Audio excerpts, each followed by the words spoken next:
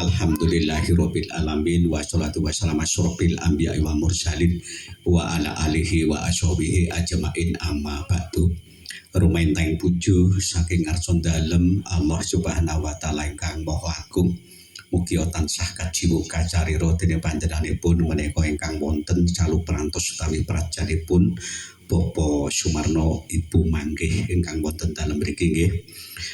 Saderengipun monggo kita sareng muji syukur rumiyin dhateng ngarsanipun Gusti dene napa ingkang sampun paring nugroho dumateng kawula katitik wekdal punika kita saged rawuh utawi ngrawuhi wonten prajanipun Bapak Sumarno menika.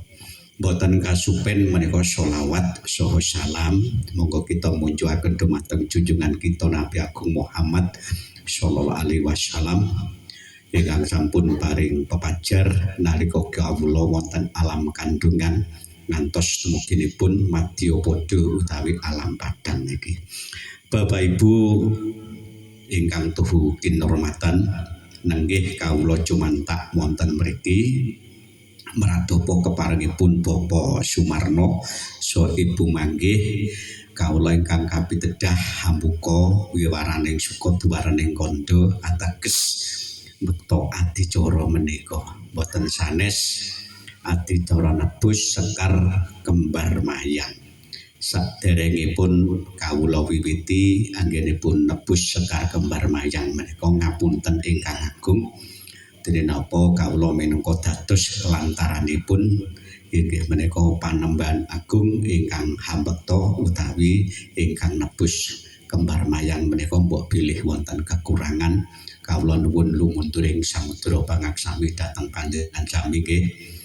Ugi kawula nuwun donga pangestu panjenengan sami anggen kawula nindakaken jejiban luhur menika mugi boten wonten alangan satunggal menapa.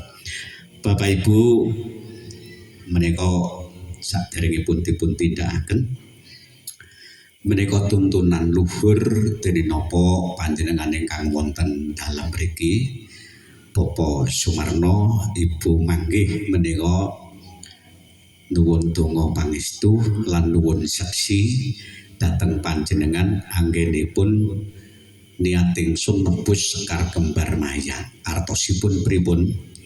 Pak Sumarno ing ngriki dalah Ibu dalu niki meminta ngarsanipun Gusti utawi kanthi adat widana luhur ingkang sampun sinengker Pak Sumarno ing ngriki ngandhapaken widodara kelawan widodari minangka tandha tumuruning wahyu jodho utawi Bapak Sumarno menika hangalap tumuruning wahyu jodho saking Gusti ingkang Maha Wikan. Ing mangke kula kalih panjenengan niki hanamung nderekaken utawi nderek dedonga dhateng ngarsanipun Gusti Bapak Sumarno anggenipun ngandhapaken tumuruning wahyu jodho benjang utawi ingkang putri menika Nimas Ayu Berlian Intan Mutiara menika badhe kapundhut lama ing permanda sila ing mok akrama tegesipun muja krama kapundhut garwa. Lajeng sakniki Pak Sumarno niku ngandhapaken tumuruning wahyu jodho mugi-mugi kasembatan Pak nggih. Lan ing mangke kula ugi nuwun dumateng panjenengan sami nderek ndedonga dhateng tujuanipun Bapak Sumarno ingkang putri sageta dados warga ingkang sakinah mawaddah warahmah lan ugi menika dados kaki-kaki kelawan nini-nini pindha mimi lan mituta. Allahumma. Bapak Ibu ingkang sami pinarak lenggah monggo ndedonga rumiyin dhateng ngarsanipun Gusti ingkang Maha Wikan ing pengangkah utawi ing pengajap dalu niki lumampahing adicara nebus sekar kembar mayang menika mboten wonten alangan satunggal menapa monggo ndedonga sesarengan donga kawiwitan.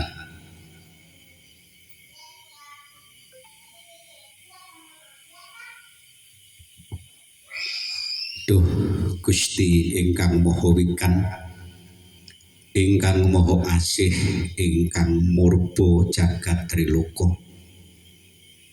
Kula nuwun dumateng Gusti kinaroban sih nugraha dumateng kawula. Anggen kawula nuwun tumuruning wahyu jodoh. Mugi-mugi putri kula menika Gusti tansah dados warga ingkang sakinah mawaddah warahmah pikantuk nugrahaning Gusti lan uga kula anglenggana Gusti awit cupete pangertosan kula ing reh tata cara hangandhapaken tumuruning wahyu jodoh.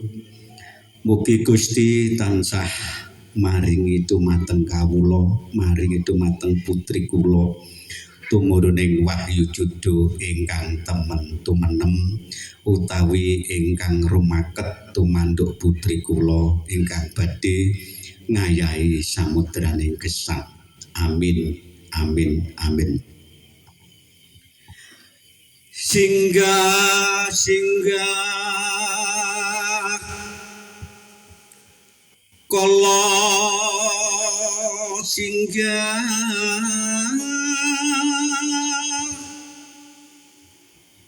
pancu minggah durga kala sumingkir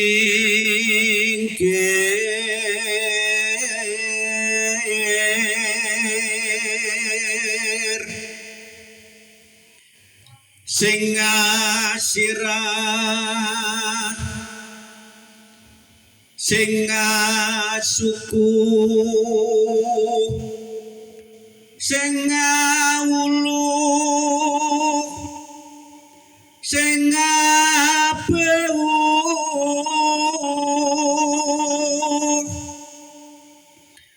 sing tenggak kelawan buntut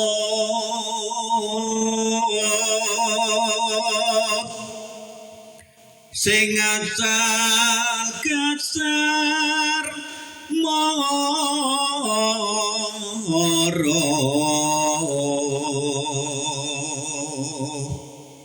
mulya ring asal reki.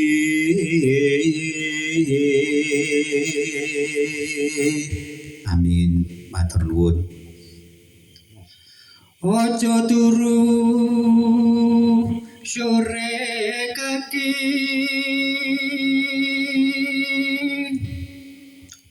ana te wong lang-lang jagat nyangking pokor kencanane isine donga tetulah sandang kelawan pangan yaiku pakaianipun wong meleh sabar nerimo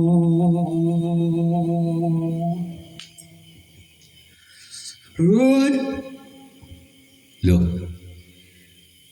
iki cekak cukupe aku ora basa tak sawang kaya ana wong ki nang embong kok ura-ura tapi mengkudonga. Monggo-monggo Kisanak, monggo. Pinarak riyen. Oh, nggih. Kisanak menika sinten saking pundi? Kula nika Saraya Jati, tebih saking Sumber Manjing Kilen, munggah dhateng Padepokan mriki niki badhe nderek tanglet dhateng panjenengan. Oh, ngoten to. Nggih, monggo. Kisanak niki Saraya Jati ingkang saking utawi mijil saking Sumber Manjing Kulon.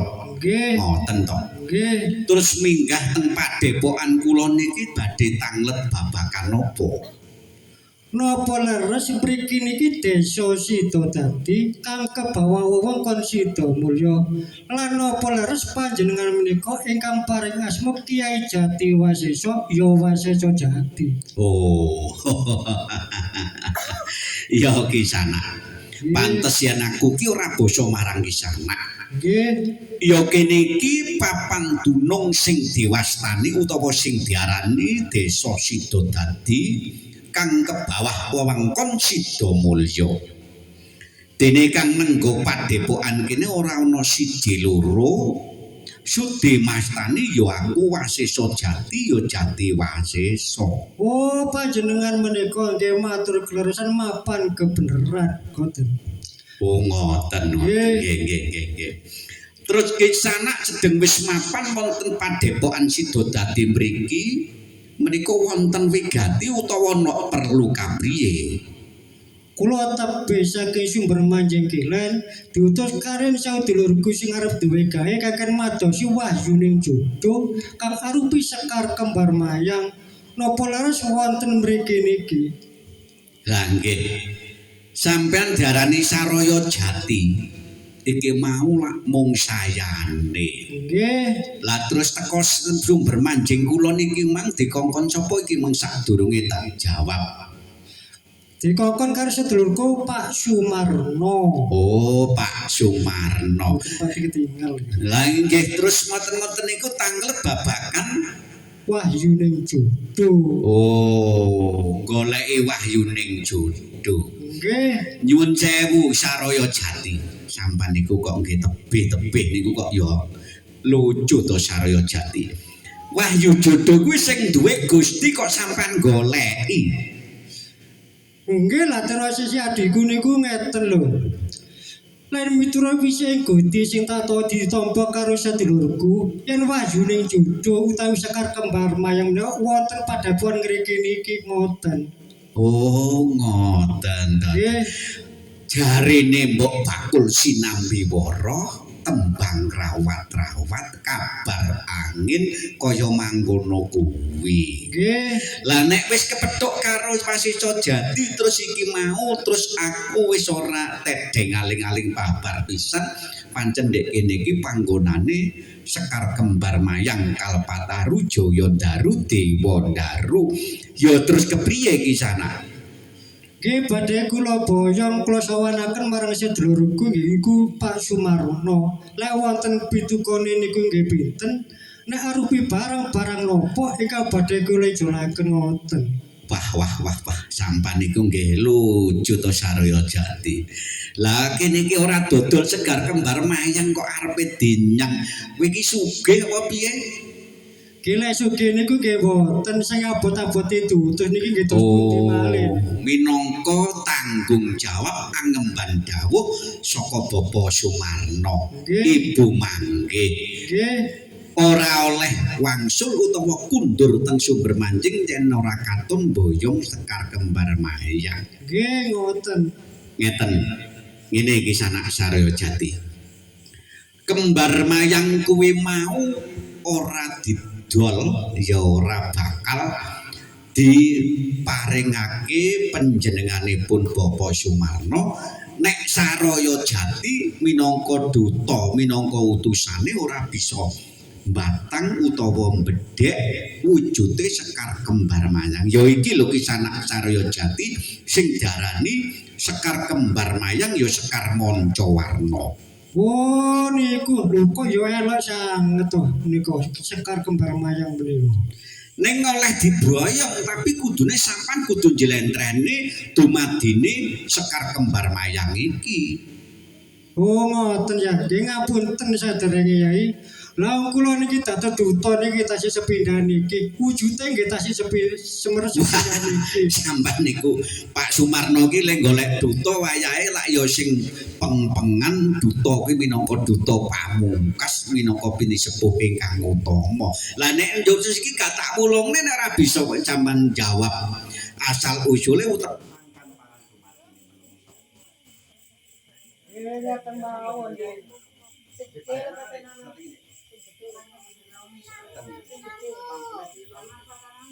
kepiye nek ora bisa jawab utawa mbatang badheane Sekar Kembar Mayang iki.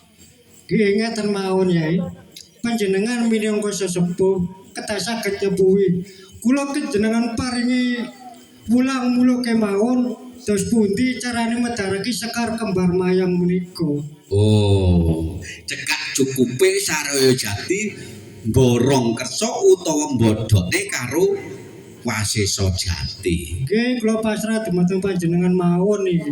Ning saranane utawa syarate kudu kok dumuk. Lah aku ki nek ora sampean dumuk ya rada ewuh pakewuh sing endi sing kudu tak paringke pangertene. Oh, Ya mung wae ngene lho Saraya Jati sing darane Sekar Kembar Mayang ya Sekar Manca Warna kang kebyar sedina sewengi ya iki wujude. oh nggih. Yen ngoten badhe kula wiwiti dugi janur. Janur kuning. Dugi janur. Ngene Saraya Jati utawa wakile utawa tetalangane basa Bapak Sumarna. Nggih. Janur jan kuwi manungsa, nur kuwi cahya, kuwi aku ya menungsa iki, ning kuwi eling. Terus marino janur kuning iku jane minangka tandha gambarane manungsa. Mbok ora mbok menawa Saraya Jati. Mene sak bubare manten iki manampa sadat kalimah kalih saka Bapa Naib banjur ditemokne karo dugune manten bibare kuwi mantene kudu eling sapa to sejatine sing maringi keselamatan sing maringi cahaya sing marini tumuruning wahyu juduk kudu ngerti kuwi mau sapa. Oh, ngoten nggih. Lah kira-kira sapa Saraya Jati? Nggih bapa kali biyunge. Wi urung jangkep. Yang memberikan cahaya adalah Gusti Dewi. Oh, ngoten nggih. Lah ya iya, dadi kabeh iki mau sing kuwasa mudhunake wahyu, darane wahyu judu ya Gusti. Lah mula meneh nek sak bebare temu iku kudu eling. Jan kuwi manungsa, nur kuwi cahya, ning kuwi eling. Ilinga nek tanpa Gusti ora ana cahaya aura mantene. Oh, ngoten. Mestine lak ngono. Nggih. Sumene belajar dadi duta ki ya sing iso. Nggih, ben kula tak belajar. Nggih. Terus napa malih jenengan dumuk? Sik aku nyun sewu Saraya Jati. Nggih. Aku tak bencik ya diluk wae, mek diluk.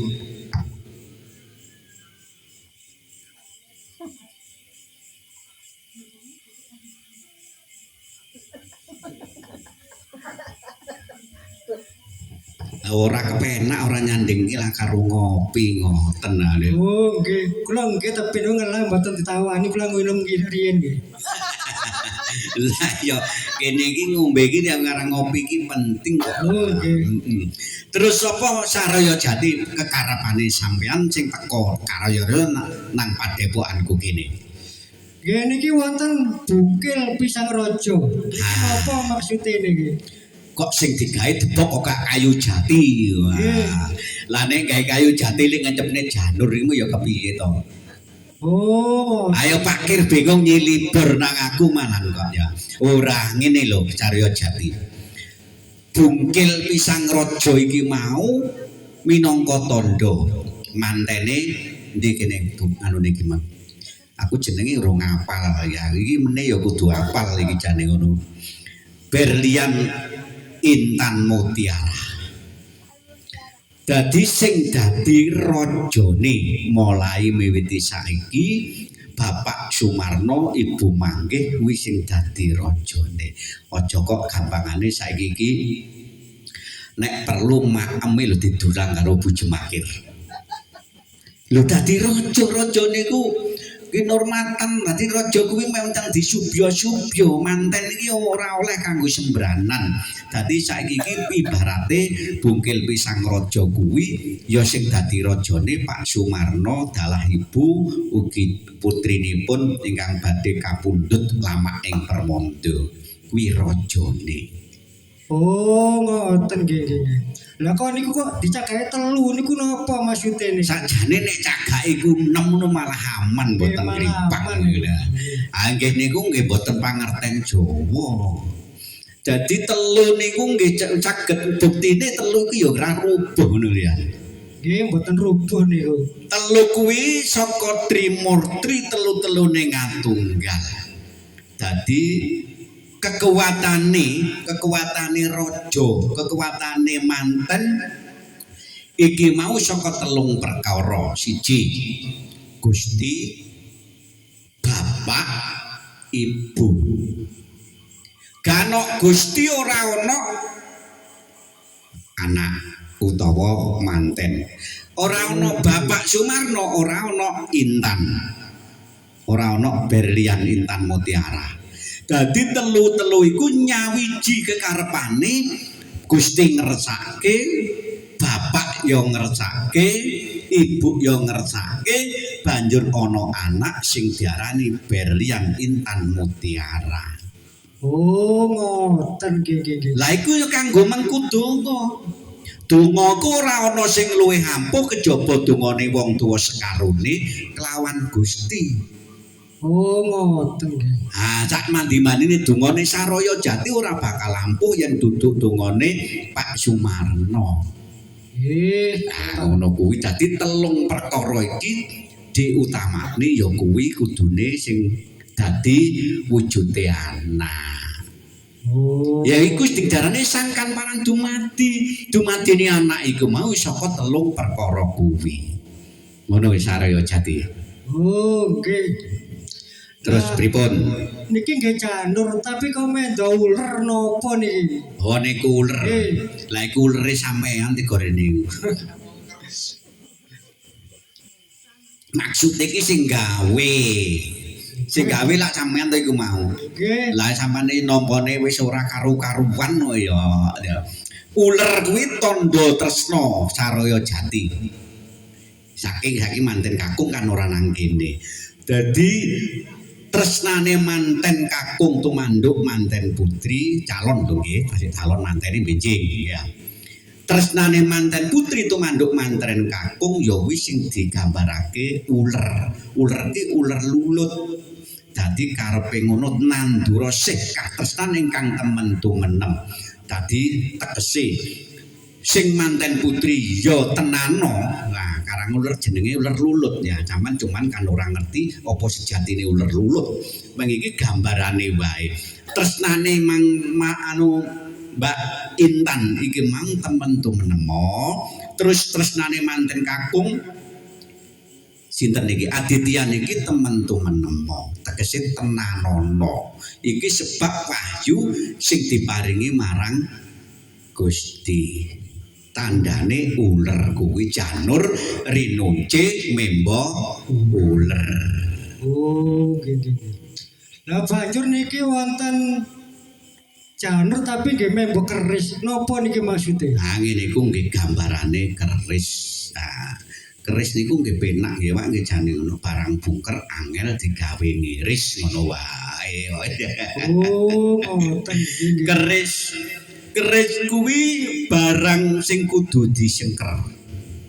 Ning kerise manten kakung. Ora. Keris kuwi sejatine gambarane wong urip no alam donya. Keris iku ageman. Dadi wong no alam donya kuwi kudu gambarane kudu duwe ageman, kudu duwe agama. Nek gak duwe ageman utawa gak duwe agama, ing kono bakal ora duwe tatanan uripno alam donya iki malik ngerak-ngerak pranataning goro, ngerak-ngerak panggeranggere utawa piwalere Gusti. Kudu duwe ageman kelawan agama. Oh, ngoten nggih. Agemane wong Jawa ya keris kuwi. Nah, ngono. Terus sisihe gandengane iki pecut. Nggih pecut. Nah, janur kang rinunce membo pecut utawa cemeti. Nggih. Nek dijerokne no alam kandungan wong urip kuwi, menungso kuwi lair procot ora bakal duwe pecut yen ora Pecut kuwi mapane ana wong tuwa wadon sing ngacali wong tuwa lanang. Nggih, ngoten to. Kandhangane keris iku mang. Tapi nek digebyarne no alam donya kaya ngene iki, keris. Pecut cemeti iki mau minangka nuntun nanggih manten kakung lah ngene. Iki mantene kakung kan ora nang kene.